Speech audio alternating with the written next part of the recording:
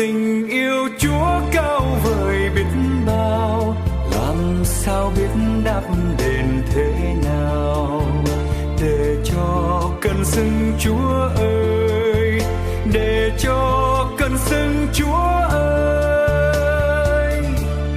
Ôi tình yêu thương Chúa cao vời, tình yêu thương Chúa muôn đời, người yêu con từ ngàn xưa.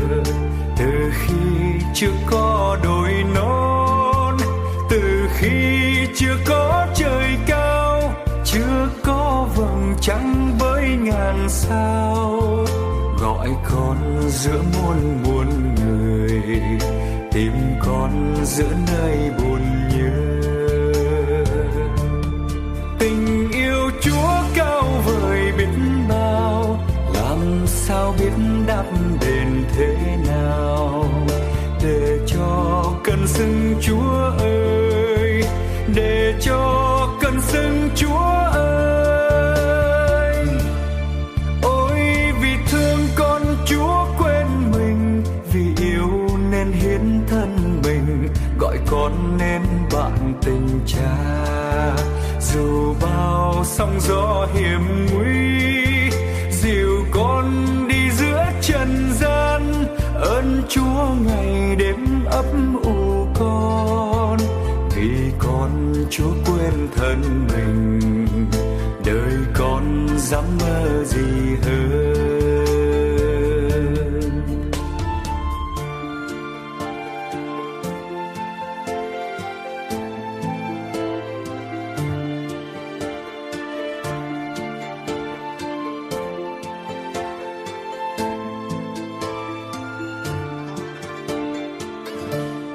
Tình yêu Chúa cao vời biết bao, làm sao biết đáp đền thế nào, để cho cơn sưng Chúa ơi, để cho cơn sưng Chúa ơi.